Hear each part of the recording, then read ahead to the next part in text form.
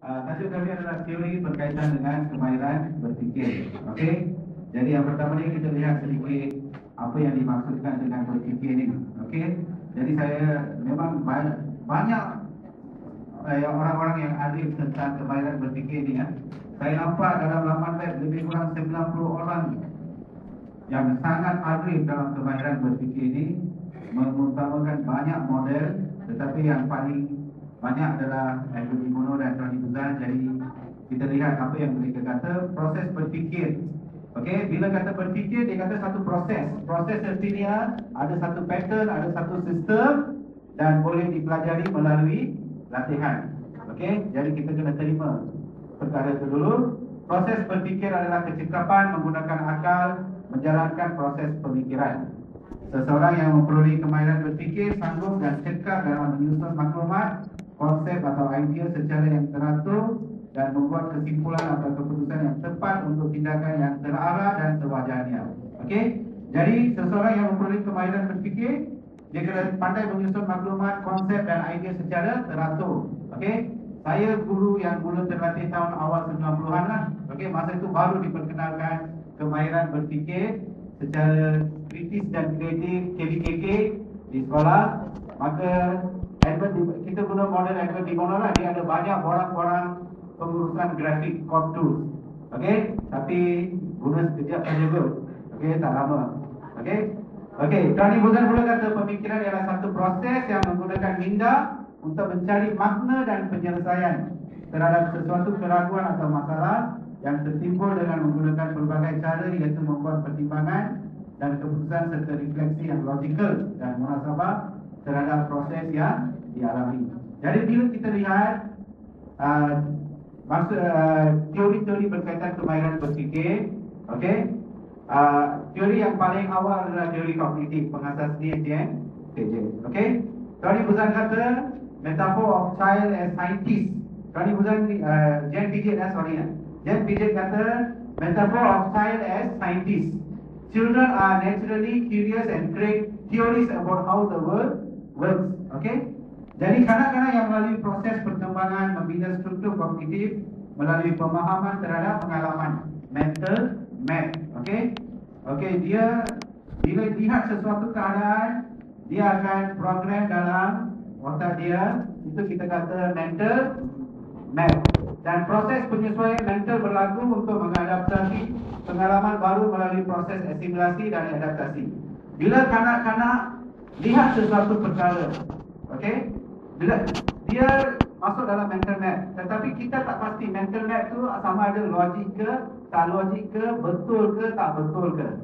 Okey, dalam pengalaman dari lahir sampailah.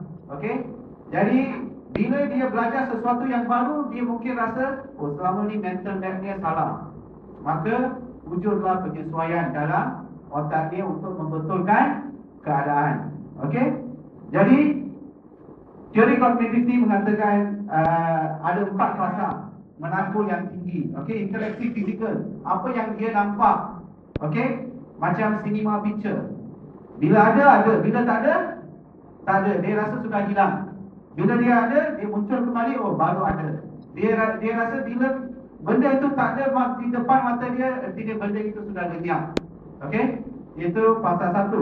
Dan fasa 2, pre-operational stage 2 hingga 7 tahun. Okey?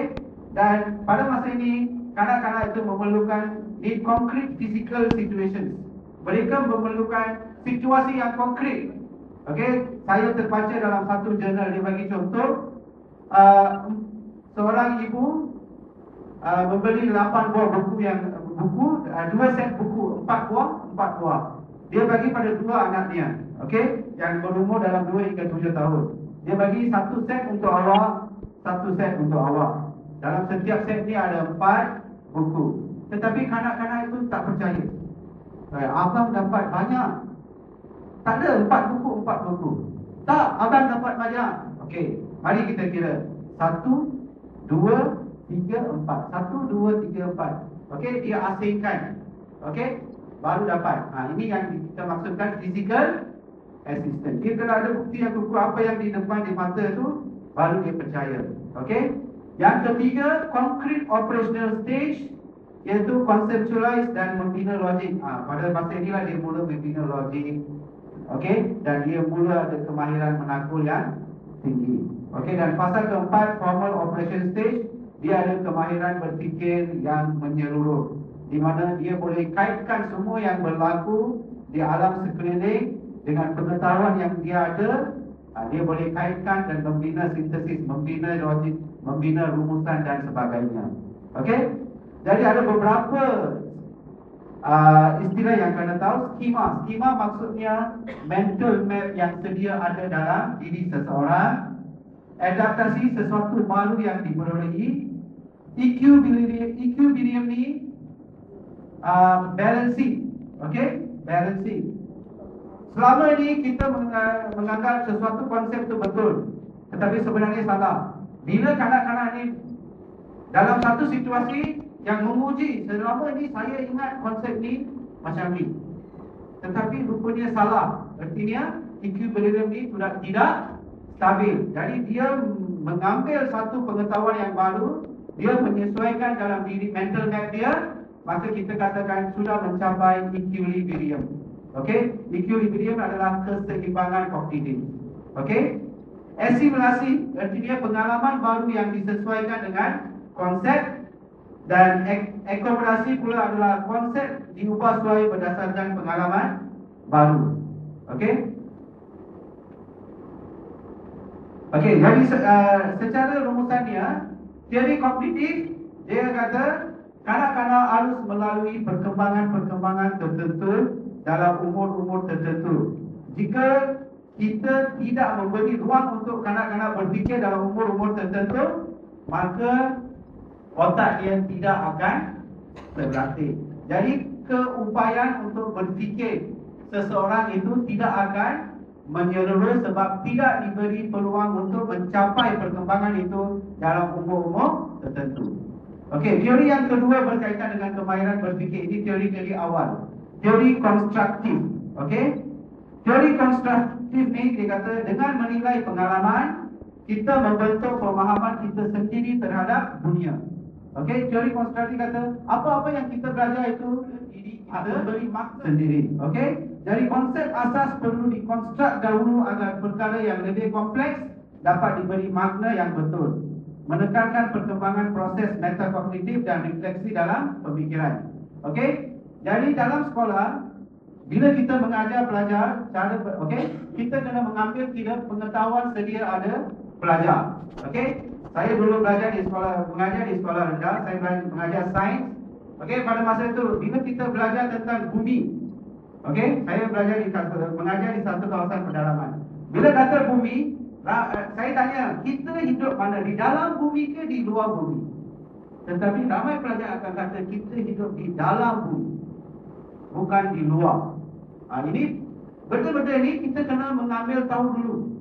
Okey, jadi kita kena utarakan soalan-soalan begini supaya pelajar dapat berfikir dan membina pengalaman baru, di mana pengalaman itu